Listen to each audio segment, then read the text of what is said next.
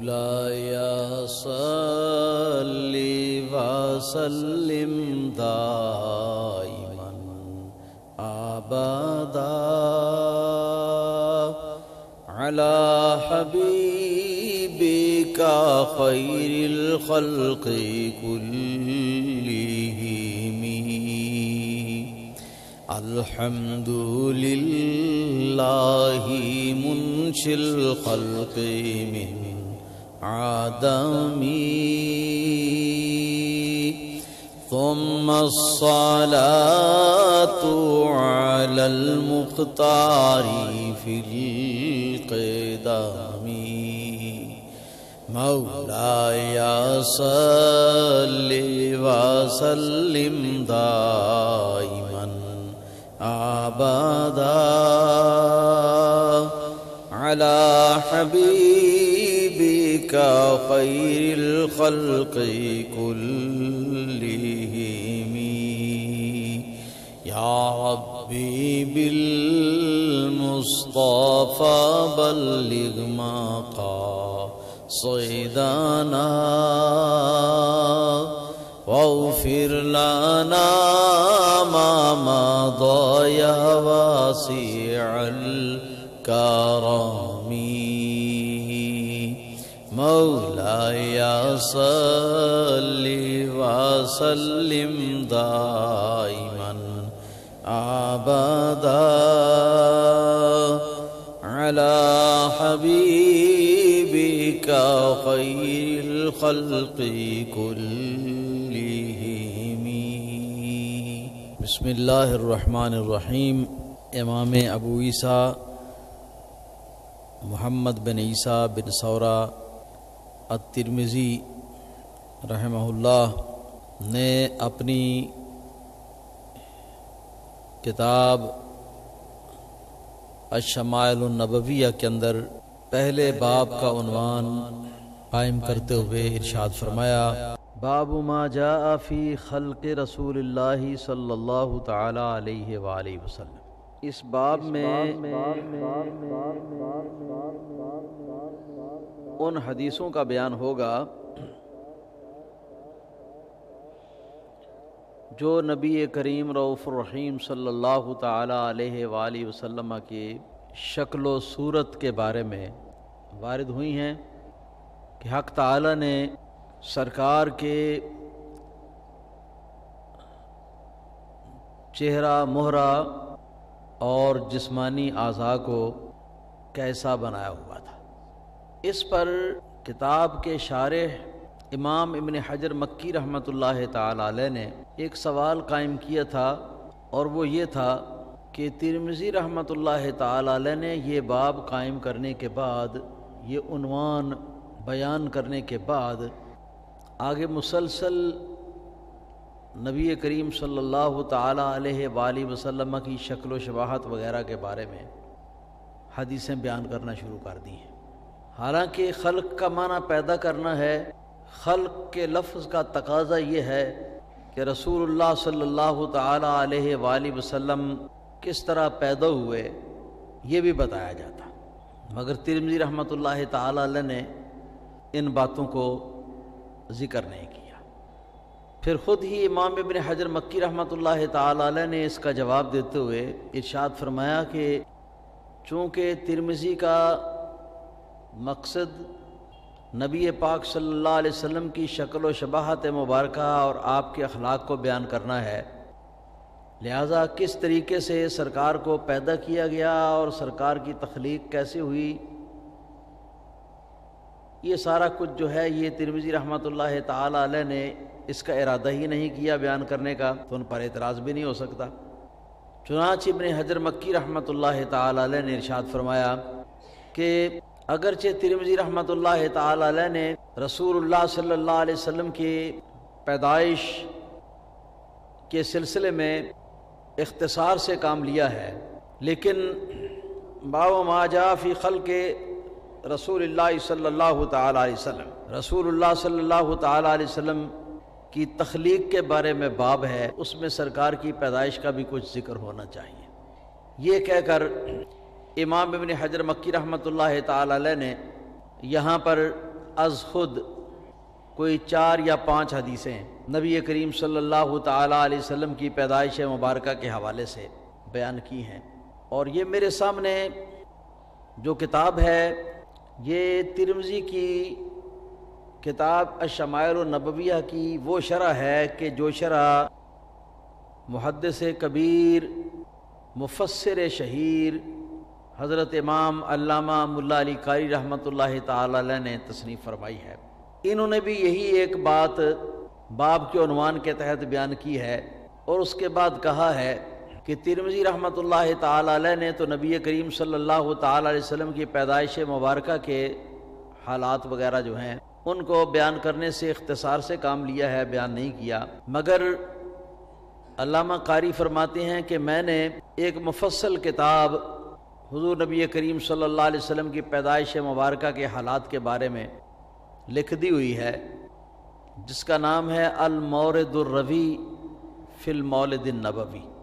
وہ اس کا ذکر کرتے ہیں، ذکر کرنے کے بعد فرماتے ہیں کہ بہتر ہے کہ اختصار سے کام لیتے ہوئے جس طرح ترمذی رحمۃ اللہ تعالی علیہ نے اس کو چھوڑا ہے تو میں بھی اس کے تذکرے کو یہاں پر چھوڑتا ہوں، اور جو شخص رسول اللہ صلی اللہ علیہ وسلم کی پیدائش مبارکہ کے حالات و واقعات جو ہیں ان کو جاننا چاہتا ہو، ان سے واقفیت حاصل کرنا چاہتا ہو، تو اس کے لیے میری وہ کتاب موجود ہے المورد النبی فی المولد النبوی، وہ اس کتاب کو پڑھ کر اپنی آنکھیں ٹھنڈی کر سکتا ہے۔ الغرض ما لا یدرک کلہ لا یترک کلہ کے قاعدے کے تحت کہ اگر سب کچھ نہیں تو کچھ نہ کچھ تو ہو جائے۔ چند وہ حدیثیں جن کا امام ابن حجر مکی رحمۃ اللہ تعالی علیہ نے یہاں اس باب کے تحت بیان کیا ہے، وہ حدیثیں جو ہیں ان سے میں آغاز کروں گا اپنے درس کا آج۔ ان میں سے پہلی حدیث یہ ہے کہ امام ابن حجر مکی رحمۃ اللہ تعالی علیہ نے ارشاد فرمایا کہ امام محدث عبد الرزاق نے اپنی کتاب المصنف کے اندر ایک حدیث روایت کی ہے حضرت جابر بن عبداللہ انصاری رضی اللہ تعالیٰ عنہ سے۔ جابر بن عبداللہ انصاری رضی اللہ تعالیٰ عنہ فرماتے ہیں کہ میں سرکار کی بارگاہ میں حاضر ہوا، قلت فداک ابی و امی یا رسول اللہ صلی اللہ علیہ وآلہ وسلم، میں نے عرض کیا کہ یا رسول اللہ صلی اللہ تعالی علیہ وسلم آپ پر میرے ماں باپ قربان، اخبرنی عن اول شیء خلقہ اللہ قبل الاشیاء، مجھے اس چیز کے بارے میں بتائیے وہ کون سی چیز ہے جس کو اللہ تعالیٰ نے تمام دنیا اور تمام جہان سے پہلے پیدا فرمایا، وہ کون سی چیز ہے؟ تو نبی کریم رؤوف الرحیم صلی اللہ تعالی علیہ وسلم نے ارشاد فرمایا کہ اے جابر، ان اللہ تعالی قد خلق قبل کل الاشیاء نور نبیک من نورہ، کہ اللہ تعالیٰ نے دنیا جہان کی تمام چیزوں سے پہلے تیرے نبی محمد صلی اللہ علیہ وسلم کا نور پیدا کیا تھا، من نور ہی، اپنے نور سے۔ تو یہ نور اللہ تعالیٰ کی قدرت سے گردش کرتا رہا، حالانکہ اس وقت نہ لوح تھی، نہ قلم تھا، نہ عرش تھا، نہ کرسی تھی، نہ سورج تھا، نہ چاند تھا، نہ جنت تھی، نہ جہنم تھا، نہ کوئی فرشتہ تھا، نہ کوئی انسان تھا، نہ کوئی جن تھا، نہ زمین تھی، نہ آسمان تھا، کچھ بھی نہیں تھا۔ تو اس کے بعد یہ حدیث چونکہ کافی لمبی حدیث ہے، میں اس کا خلاصہ کر دیتا ہوں کہ حدیث میں آتا ہے کہ پھر اللہ تعالیٰ نے نور مصطفیٰ صلی اللہ تعالیٰ علیہ وسلم کے چمکارے جو ہیں ان کو جمع کیا اور جمع کر کے تو ان سے سورج، چاند، عرش، لوح، قلم، کرسی، زمین، آسمان وغیرہ ساری مخلوقات کو اللہ تعالیٰ نے اس سے پیدا کر دیا۔ یہ پہلی حدیث ہے، وہ حدیث ہے کہ جو سرکار کے پیدائش مبارکہ کے بارے میں وارد ہوئی ہے، اور امام ابن حجر مکی رحمۃ اللہ تعالی علیہ نے اس کو اپنی شرح شمائل نبوی کے اندر یہاں پر تذکرہ کیا ہے۔ اس میں ایک دو باتیں ذہن نشین رہیں۔ نمبر ایک یہ کہ اس حدیث کی سند کو بہت سارے محدثین کرام نے صحیح قرار دیا ہے، دوسری بات یہ سمجھنے کے لائق ہے کہ اللہ نے ساری کائنات سے پہلے اپنے نبی محمد صلی اللہ علیہ وسلم کا نور بنایا اپنے نور سے۔ اس کا مطلب کیا ہے؟ دیوبندیوں کے مولوی اشرف علی تھانوی نے اپنی ایک کتاب لکھی ہے نبی کریم صلی اللہ تعالیٰ علیہ وسلم کے حالات طیبہ کے بارے میں۔ اس کتاب کے اندر جو پہلا چیپٹر قائم کیا ہے اس کا عنوان یہ ہے کہ فصل اول نور محمدی کے بارے میں صلی اللہ علیہ وسلم۔ یعنی اشرف علی تھانوی صاحب یہ لکھتے ہیں کہ یہ پہلا چیپٹر جو ہے، یہ جو پہلی فصل ہے، اس کے اندر قرآن و حدیث کی روشنی میں نور محمد رسول اللہ صلی اللہ تعالیٰ علیہ وسلم کے بارے میں جو کچھ آیا ہے میں وہ بتاؤں گا۔ پھر آگے بغیر کسی فاصلے کے فوراً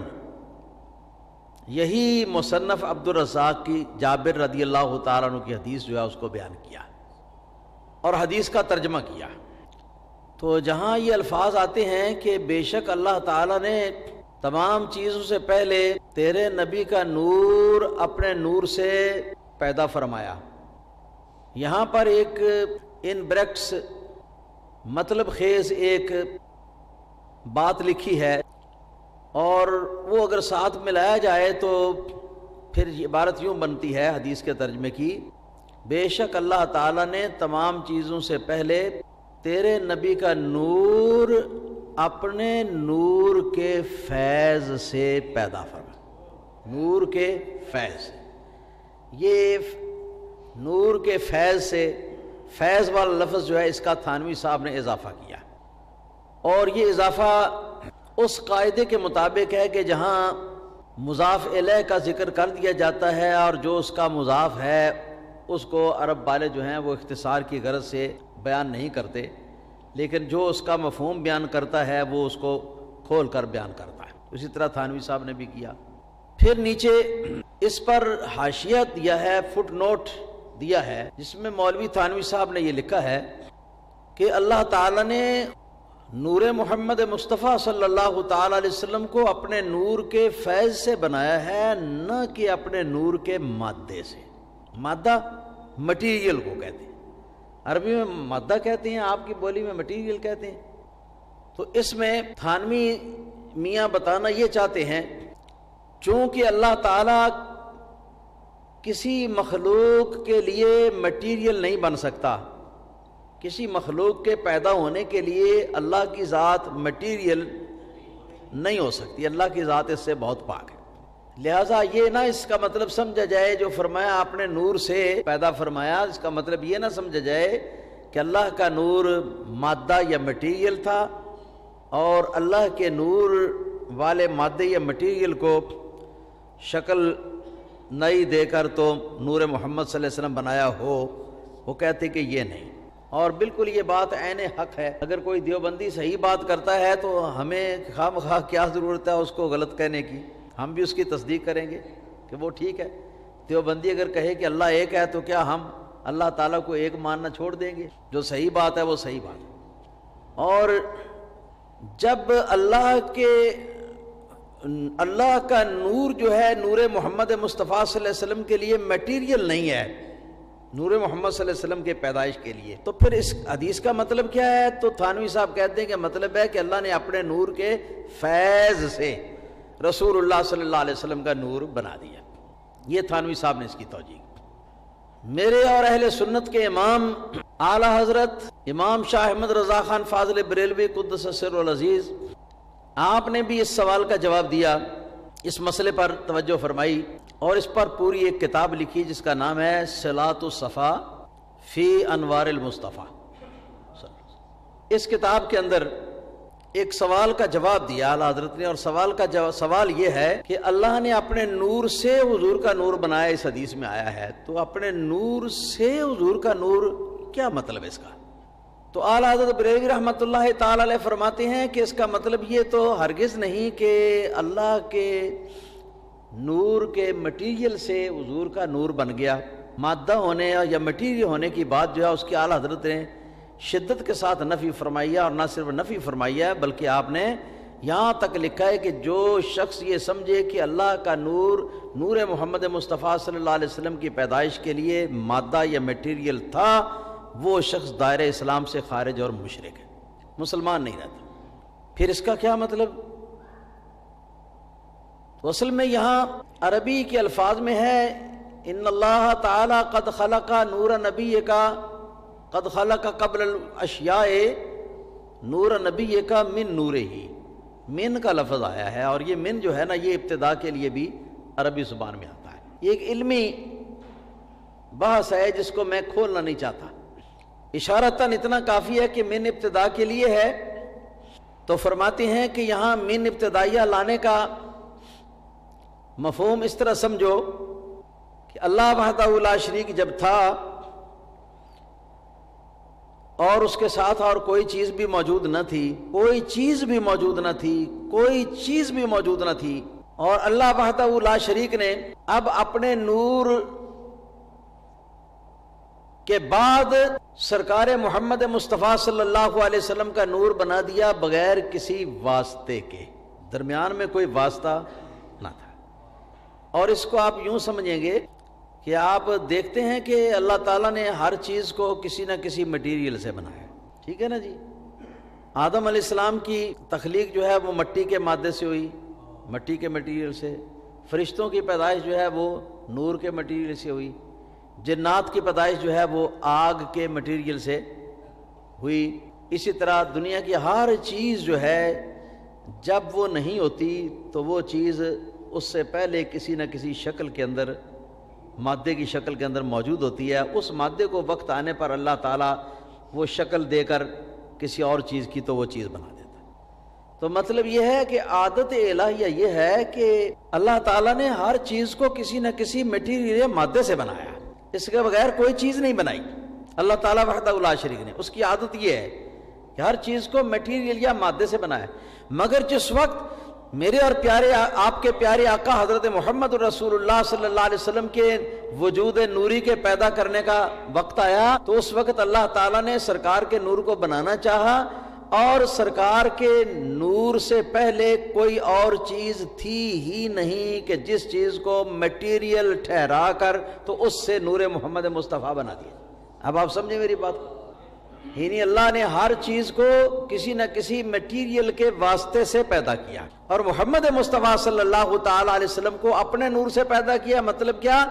اپنے نور سے پیدا کرنے کا مطلب یہ ہے کہ اللہ کا نور پہلے تھا اور کوئی چیز نہیں تھی، کسی دوسری چیز کسی دوسرے میٹیریل کے واسطے یا مادے سے پیدا نہیں کیا۔ یہ اس کا مفہوم ذہن نشین رکھیں، کیونکہ اس پر بہت سارے وہابیہ جو ہیں وہ لے دے کرتے ہیں اور ہماری طرف ایک عیسائیانہ عقیدہ منسوب کرتے ہیں کہ یہ سنی جو ہیں ان میں عیسائیوں میں کیا فرق ہے۔ وہ عیسائی جو ہیں وہ حضرت عیسیٰ علیہ السلام کو اللہ کا بیٹا کہتے ہیں، اور یہ سنی جو ہیں یہ نبی پاک صلی اللہ علیہ وسلم کو اللہ کا نور کہتے ہیں۔ تو اس کا فرق جو ہے وہ میں نے آپ کو کلیئر کر کے بتا دیا کہ بیٹا جو ہوتا ہے وہ باپ کے وجود کے مٹیریل سے بنتا ہے، اس لیے بیٹا کہنے والے مشرک، جو اللہ کا بیٹا کہیں گے وہ مشرک۔ اور نور میں نور اللہ کہنے میں کوئی حرج والی بات نہیں، اس لیے کہ یہاں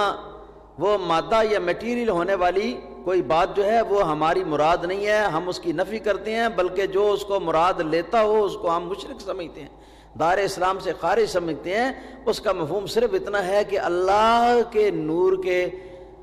بعد نور مصطفیٰ صلی اللہ علیہ وسلم کو اس طرح بنایا کہ بیچ میں کوئی چیز مادہ یا میٹیریل قرار پانے والی نہ تھی، اور بس یہ اس کا مفہوم جو ہے اس کو ذہن نشین فرمائیں۔ اور اس کی تائید میں مصنف عبد الرزاق رضی اللہ تعالیٰ عنہ کا وہ حصہ جو پہلی پرنٹنگ کے اندر چھپنے سے رہ گیا تھا بوجہ نہ ملنے کے، چھاپنے والوں نے پایا نہیں اس کو، بعد میں وہ مل گیا تو اس کو الجزء المفقود کے نام سے پرنٹ کیا گیا، چھاپا گیا اور دنیا میں تقسیم کیا گیا۔ اس الجزء المفقود کے اندر محدث امام عبد الرزاق صنعانی رحمۃ اللہ تعالی علیہ کی سند کے سند صحیح کے ساتھ حضرت عبداللہ بن عمر رضی اللہ تعالیٰ عنہ سے روایت ہے۔ حضرت عبداللہ بن عمر رضی اللہ تعالیٰ عنہ تک اپنی سند صحیح کا وہ تذکرہ کرتے ہیں، اور اس کے بعد حضرت عبداللہ بن عمر سے روایت کرتے ہوئے فرماتے ہیں کہ حضرت عبداللہ بن عمر رضی اللہ تعالیٰ عنہ نے ارشاد فرمایا کہ کان رسول اللہ صلی اللہ تعالی علیہ وآلہ وسلم نورم من نور اللہ، یہ کسی 14ویں صدی کے سنی کا کہا ہوا یہ مقولہ نہیں ہے، بلکہ پیغمبر امت حضرت محمد الرسول اللہ صلی اللہ علیہ وسلم کے شاگرد رشید اور صحابی حضرت عبداللہ بن عمر رضی اللہ تعالیٰ عنہ کا یہ ارشاد گرامی اور فرماتے ہیں کہ رسول اللہ صلی اللہ علیہ وسلم نورم من نور اللہ تھے، حضور نور تھے اللہ کے نور سے۔ اور اللہ کے نور سے کا مطلب کیا کہ جب اللہ کا نور تھا اور کوئی چیز نہیں تھی، تب سرکار نے اللہ پاک نے اس کے بعد نور محمد مصطفیٰ صلی اللہ علیہ وسلم کو بنایا، اور بغیر کسی میٹیریل کے واسطے کے ڈائریکٹ اپنے نور کے کرم سے، اپنے نور کے فیض سے ڈائریکٹ بنا دیا، بغیر کسی مادے اور میٹیریل۔ اس کا یہ مفہوم ہے۔ دوسرے نمبر پہ اس سے یہ مسئلہ بھی ثابت ہوا کہ رسول اللہ صلی اللہ تعالی علیہ وسلم اللہ کے نور سے پیدا ہوئے، میٹیریل یا مادے کا مفہوم جو ہے اس کی نفی کرتے ہوئے، اور باقی ساری مخلوق نور محمد مصطفیٰ صلی اللہ تعالی علیہ وسلم سے بنی ہے۔ اسی کو بعض محدثین نے روایت بالمعنی کے طور پر یوں بیان کیا ہے کہ گویا سرکار فرماتے ہیں کہ انا من نور اللہ وکل الخلائق من نوری، کہ میں اللہ تعالیٰ کے نور سے پیدا ہوا ہوں اور باقی تمام مخلوقات جو ہے وہ میرے نور سے پیدا ہوئی۔ اور یہاں یہ بات بھی سمجھ لینی چاہیے کہ ہمارے نبی اکرم صلی اللہ تعالیٰ علیہ وسلم کے آپ کا جو وجود مبارک ہے وہ 2 مرتبے ہیں اس کے، ایک تو مرتبہ بشری ہے، ایک مرتبہ نوری، وجود نوری اور وجود بشری۔ اس حدیث عبدالرزاق کے اندر جو بیان ہوا یہ رسول اللہ صلی اللہ علیہ وسلم کے وجود نوری کا مرتبہ جو ہے اس کی بات ہوئی، وجود بشری کی بات نہیں ہوئی۔ پتہ کیوں؟ اس لیے کہ وجود بشری جو ہے وہ تو بشر سے شروع ہوا ہے، ٹھیک ہے نا جی؟ تو پہلا بشر کون ہے؟ انی خالقم بشرا من طین، قرآن پاک کے ارشاد کے مطابق سب سے پہلا بشر حضرت آدم علیہ السلام۔ تو آدم علیہ السلام سے پہلے کسی بشر کا کوئی تصور نہیں، سمجھ آگئی بات؟ آدم علیہ السلام سے پہلے کسی بشر کا کوئی تصور ہی نہیں ہے، وجود تو کیا تصور ہی نہیں ہے، کسی بشر کا تصور ہی نہیں ہے۔ تو آدم علیہ السلام پہلا بشر تھے۔ اب جو مثال کے طور پر کوئی آدمی جو ہے وہ اس کا جو وصفی نام ہے تو وہ نام اس کی اولاد کے اندر بھی چلتا ہے، مگر کوئی شخص ملک ہے مثال کے طور پر تو جو اس کا بیٹا ہوگا وہ بھی ملک ہوگا، کوئی شخص چیمہ ہے تو اس کا بیٹا بھی چیمہ ہوگا، کوئی شخص جاٹ ہے تو اس کا بیٹا بھی جاٹ ہوگا، کوئی شخص گجر ہے تو اس کا بیٹا بھی گجر ہوگا، کوئی شخص سید ہے تو اس کا بیٹا بھی سید ہوگا، کوئی شخص مغل ہے تو اس کا بیٹا بھی مغل ہوگا۔ یہ ہے نا یہ طریقہ کار۔ تو سرکار محمد رسول اللہ صلی اللہ تعالی علیہ وسلم جب اس دنیا کے اندر روئے زمین کے اوپر اپنی والدہ آمنہ اور اپنے والد عبداللہ کے ذریعے آدم علیہ السلام کی پشت سے گزرتے ہوئے جب سرکار نے ظہور فرمایا تو آپ کا یہ وجود جو تھا یہ وجود بشری تھا۔ یہ وجود کیا تھا؟ وجود بشری تھا، ٹھیک ہے جی؟ تو بشر کیوں کہتے ہیں؟ اس لیے کہتے ہیں کہ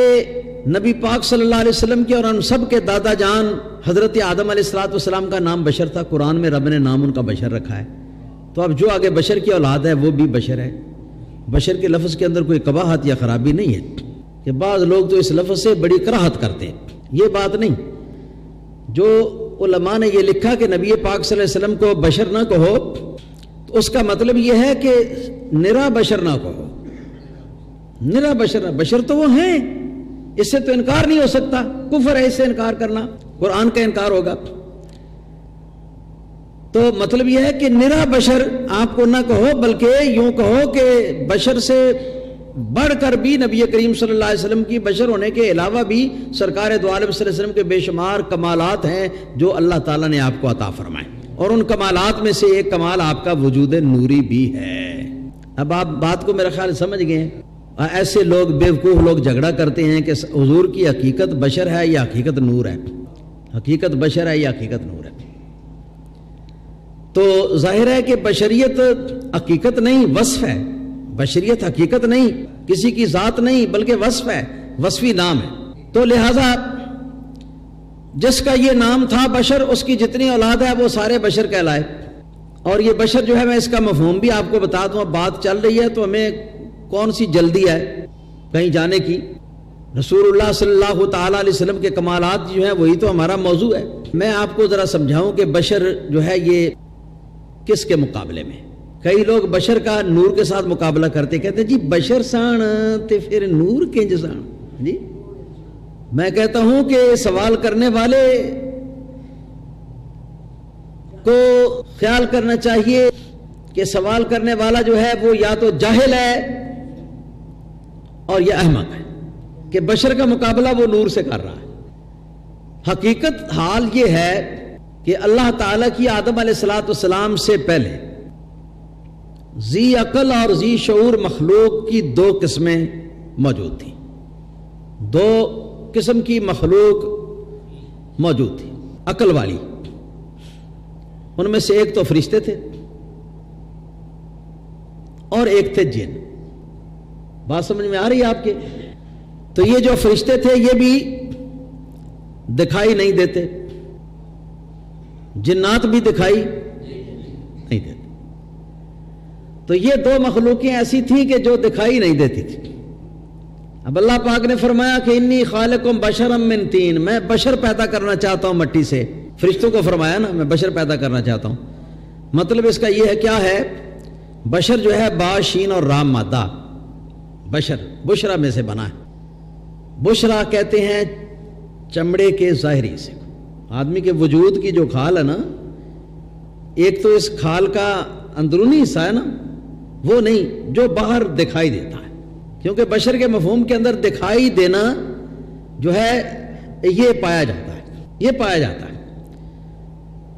خوشخبری کو بشارت کیوں کہتے ہیں؟ خوشخبری کو بشارت اس لیے کہتے ہیں کہ جب خوشخبری آدمی سنتا ہے تو آدمی کے جو کھال ہے چہرے کی وہ نکھر آتی ہے، اس پر خوشی کے آثار نمودار ہو جاتے ہیں۔ مباشرت مفاعلہ کا مصدر ہے، اس کا مطلب یہ ہے کہ ایک آدمی کے کھال کا جو ظاہری حصہ ہے یہ دوسرے انسان کے کھال کے ظاہری حصے کے ساتھ ٹچ کرے، اس سے یہ مباشرت کا لفظ بنا۔ تو بشر کہتے ہیں اس چیز کو جو ٹچ کرنے کے قابل ہو، دکھائی دیتی ہے۔ سمجھ لو اچھی طرح، جو چیز جس کو چھوا جا سکتا ہو اور جو چیز جو ہے وہ دیکھی جا سکتی ہو، اور فرشتے اور جنات جو ہے نہ دیکھے جا سکتے ہیں نہ وہ چھوئے جا سکتے۔ تو اللہ تعالیٰ کو اب یہ اللہ تعالیٰ کی حکمت ہوئی کہ دو قسم کی میری عقل مند ذی شعور اور ذی عقل، دو قسم کی میری مخلوق جو ہے یہ پہلے پائی جاتی ہے۔ ایک فرشتے ہیں ایک جنات ہیں، مگر دونوں نہ چھوئے جا سکتے ہیں نہ دیکھے جا سکتے ہیں۔ تو اب میں ایک اور مخلوق پیدا کروں جس کو چھوا بھی جا سکتا ہو اور جس کو دیکھا بھی جا سکتا۔ تو بشر کا معنی کیا ہے؟ بشر کا معنی ہے وہ چیز کہ جس چیز کو دیکھا جا سکتا۔ بشر کا یہ معنی ہے، بس اس سے گھبرانے کی کوئی ضرورت نہیں۔ جس چیز کو ظاہراً دیکھا جا سکتا ہے تو یہ بشر کا اصلی لغوی معنی ہے۔ بعد میں پھر یہ ہمارے جد امجد حضرت آدم علیہ السلام کا یہ نام رکھ دیا گیا، ان کا یہ لقب رکھ دیا گیا۔ آگے پھر جو ان کی اولاد ہے ساری وہ بھی بشر اس لیے کہلائی ہے کہ حضرت آدم علیہ السلام بشر تھے، تو اولاد جو ہے وہ بھی بشر کہلائے گی۔ اور اس کا حقیقت کے ساتھ تعلق نہیں ہے، اس کا تعلق وصف کے ساتھ ہے۔ تو جاہل ہیں وہ لوگ جو کہتے ہیں کہ اگر بشر تھے تو پھر نور کیسے؟ بشر کا نور کے ساتھ مقابلہ ہی کیا ہے؟ بشر کا مقابلہ ہے جن اور فرشتے کے ساتھ۔ تو معنی یہ ہے کہ آپ بشر ہیں تو نہ فرشتہ ہیں نہ آپ جن ہیں، فرشتہ اور جن نہیں۔ بشر ہیں تو فرشتہ اور جن نہیں، اور فرشتہ یا جن ہے تو وہ بشر نہیں۔ یہ دو چیزیں آپس میں ان کا مقابلہ ہے۔ اور رہا نور، تو نور کا مقابلہ تو ظلمت کے ساتھ ہے۔ نور و ظلمت کہتے ہیں نا، نور روشنی کو کہتے ہیں، روشنی کا مقابلہ ہوتا ہے اندھیرے کے ساتھ۔ ہاں جی، اب آپ کو یہ بات سمجھ میں آ گئی کہ نبی پاک صلی اللہ علیہ وسلم اگر بشر ہیں تو اس سے نبی پاک صلی اللہ علیہ وسلم کے بشریت کا مقابلہ نور سے کرنا جہل عظیم ہے، انتہائی پرلے درجے کی حماقت اور بے وقوفی ہے، اس لیے کہ نور کا مقابلہ ظلمت اور تاریکی کے ساتھ ہوتا ہے۔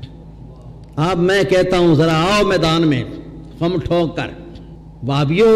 نجدیو، رسول اللہ صلی اللہ علیہ وسلم کی نورانیت کے منکرو،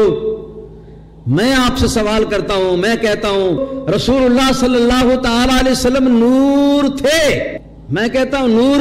تھے، اور تم کو اگر نور کے لفظ سے چڑ ہے یا نور کے لفظ سے انکار ہے تو پھر تم کہو کہ نہیں نور نہیں تھے بلکہ تاریکی اندھیرا تھے، پھر یوں کہو نا پھر، اور کہو گے تو کہتے ہی اسفل السافلین، جہنم کے سب سے نچلے طبقے میں چلے جاؤ، دائرہ اسلام سے خارج ہو جاؤ۔ بات کو اچھی طرح سمجھ لیں، نبی پاک صلی اللہ علیہ وسلم کے بشر ہونے کا یہ مفہوم ہے کہ آپ فرشتہ نہیں، آپ جن نہیں ہیں۔ بشر ہونے کا مطلب یہ نہیں کہ وہ نور نہ ہو، نور ایسا نہیں ہو سکتا کہ جو دکھائی بھی دے اور جس کو چھوا بھی جا سکے، نور بھی تو ایسا ہو سکتا ہے۔ تو سرکار کے دو وجود مبارک ہوئے، ایک وجود نوری جو ساری کائنات سے پہلے ہو، دوسرا وجود بشری جو حضرت ابو البشر آدم علیہ السلام کی نسل کے اندر منتقل ہوتے ہوئے اپنے والد حضرت عبداللہ اور اپنی والدہ حضرت آمنہ رضی اللہ تعالیٰ عنہما کے ذریعے سے آپ کا جو وجود دنیا کے اندر ظاہر ہوا اس کا نام ہے وجود بشری۔ تو پہلے بشر تو حضرت آدم علیہ السلام تھے، اب حضور کو بشر کہنے والے، نیرا بشر کہنے والے جو ہیں، میں ان کے لیے ایک بصیرت کا سرما جو ہے وہ پیش کرتا ہوں، وہ اس کو استعمال کریں، ان کو بڑا فائدہ ہوگا۔ یہ کہتے ہیں کہ سرکار دو عالم صلی اللہ علیہ وسلم نرے بشر تھے، یعنی نور نہیں تھے، اور آدم علیہ السلام کی اولاد سے سرکار ہوئے۔ وہ مجھے ذرا ایک حدیث پاک کا مطلب بتا دیں۔ یہ حدیث بھی امام ابن حجر مکی رحمۃ اللہ تعالی علیہ نے اپنی کتاب جو ہے اشرف الوسائل الی فہم شمائل کتاب کے اندر درج کیا ہے۔ حدیث یہی ہے، متعدد صحابہ کرام سے صحیح سندوں کے ساتھ مروی ہے، تقریباً آدھی درجن صحابہ کرام راوی ہیں، کہ جن میں سے ایک روایت کے الفاظ یہ ہیں کہ صحابہ کرام نے سرکار دو عالم صلی اللہ علیہ وسلم سے یہ سوال کیا کہ متا کنت نبیہ، کیا ہمارے پیارے آقا و مولا علیہ الصلوۃ والسلام حضور آپ نبی کب بنے تھے؟ دوسری روایت میں متستم بعتا یا رسول اللہ صلی اللہ علیہ وسلم، یا رسول اللہ صلی اللہ تعالی علیہ وسلم آپ کو نبی کب بنایا گیا تھا؟ تو سرکار دو عالم صلی اللہ علیہ وسلم نے ارشاد فرمایا کہ کنت نبیا وان آدم لمنجدل فی طینتہ، فرمایا کہ جب ابھی آدم علیہ السلام کا ابھی خمیر گوندھ کے تیار نہیں ہوا تھا اس سے پہلے بھی میں نبی تھا۔ اور اگر سرکار محض بشر ہی ہیں تو بشر تو آدم علیہ السلام سے شروع ہوئے، آدم علیہ السلام سے پہلے تو بشر تھا کوئی نہیں، اور حضور کہتے ہیں کہ میں آدم علیہ السلام سے پہلے تھا، تو پھر آپ کیا تھے؟ پھر آپ کیا تھے اس وقت آپ نور محض تھے، نور محض تھے۔ بشریت کا وصف جو ہے حضرت آدم علیہ السلام کی اولاد کے ذریعے جو سرکار دنیا میں تشریف لائے ہیں، اس وجہ سے آپ کو بشر کا لقب جو ہے وہ بھی ملا ہے۔ حقیقت جو آپ کی جو وہ نور ہے۔ مولوی اشرف علی تھانوی دیوبندی نے اپنی کتاب مواعظ اشرفیہ کے اندر، مواعظ میلاد النبی صلی اللہ علیہ وسلم کے اندر صاف لفظوں میں یہ بات لکھی ہے کہ رسول اللہ صلی اللہ علیہ وسلم کو اللہ تعالیٰ نے دو وجود عطا فرمائے ہیں۔ پہلا وجود حضرات کا نوری ہے جو ساری کائنات سے پہلے پیدا ہوا ہے اور باقی ساری کائنات اسی کے مٹیریل سے پیدا ہوئی ہے، اور دوسرا وجود سرکار دو عالم صلی اللہ علیہ وسلم کا جو ہے وجود بشری ہے جو آدم علیہ السلام کی اولاد کے ذریعے سے ہو کر دنیا میں آنے پر سرکار کو ملا۔ اب کوئی بات جو ہے وہ ایسی نہیں رہ گئی جو واضح نہ ہوئی، بحمدہ تعالی۔ ایک اور حدیث سماعت ہو، قرآن پاک کی مشہور آیہ کریمہ ہے، وَإِذْ أَخَذَ اللَّهُ مِيثَاقَ النَّبِيِّينَ، اس پر ہم بات کریں گے کیونکہ ٹائم کم ہے، آئندہ جمعہ کے خطاب میں بات ہوگی۔ یہ بھی حافظ ابن حجر مکی نے یہاں پر اسی مقام پر بیان کیا، مگر صرف ایک حدیث آپ لے لیں اس وقت۔ یہ حدیث جو ہے یہ حدیث پاک کی بے شمار کتابوں کے اندر موجود ہے، اور بہت سارے صحابہ کرام اس کے راوی ہیں۔ ان میں سے ایک راوی کا نام حضرت ارباز بن ساریہ ہے، ارباز بن ساریہ رضی اللہ تعالی فرماتے ہیں کہ رسول اللہ صلی اللہ تعالی علیہ وسلم نے ارشاد فرمایا، یہ حضور کی پیدائش کے بارے میں بات ہو رہی ہے، آپ نے ارشاد فرمایا وَأَنَا رُؤْيَا أُمِّ الَّتِي رَأَتْ حِينَ وَضَعَتْنِي، آپ نے فرمایا کہ میں وہ جلوہ ہوں، میں وہ جلوہ ہوں کہ جس جلوے کو میری ماں آمنہ نے دیکھا تھا جس وقت میری آمنہ نے مجھ کو جنم دیا، اس وقت اس جلوے کو آمنہ نے دیکھا تھا، میں وہ جلوہ ہوں۔ پھر فرماتے ہیں وَإِنَّهَا لَمَّا وَضَعَتْنِي رَأَتْ أَنَّهُ قَدْ خَرَجَ مِنْهَا نُورٌ، محدثین شرح میں لکھتے ہیں نور عظیم، فرماتے ہیں کہ بے شک میری ماں نے مجھ کو جس وقت جنم دیا تھا تو اس وقت میری ماں نے یہ مشاہدہ کیا تھا کہ اس کے وجود سے ایک نور کا جلوہ، نور عظیم کا، بہت بڑے نور کا جلوہ جو ہے وہ ان کے وجود سے جدا ہوا ہے۔ اور روایت کے اگلے الفاظ ہیں کہ اضاء لها ما بین اضاء لها منہ قصور الشام،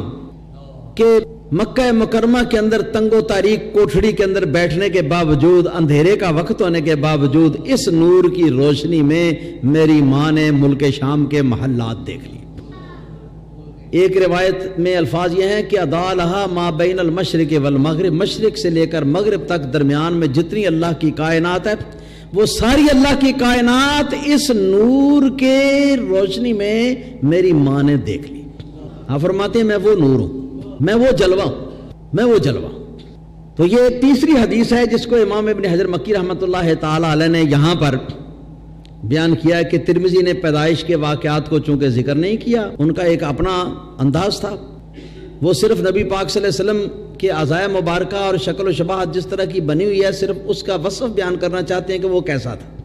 اصل جو پیدائش ہے اس کو بیان انہوں نے کرنا اپنے ذمہ نہیں لیا، التزام اس کا نہیں کیا، تو اس کا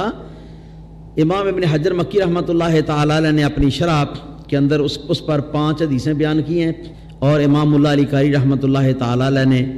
اپنی شرح کے اندر جو شرح شمائل ترمذی پر لکھی ہے اس میں لکھا ہے کہ میں نے پوری کتاب لکھ دی ہے اس مسئلے پر کہ ہمارے رسول کریم صلی اللہ علیہ وسلم دنیا میں کس طرح آئے، اور اس کا نام المورد الروی فی المولد النبوی، پوری کتاب ہے جو سب سے پہلے مکہ مکرمہ سے یہ پرنٹ ہوئی تھی، میری لائبریری میں بھی بفضل تعالی یہ موجود ہے۔ وہ فرماتے ہیں کہ جو دیکھنا چاہے وہ اس کو پڑھ لے۔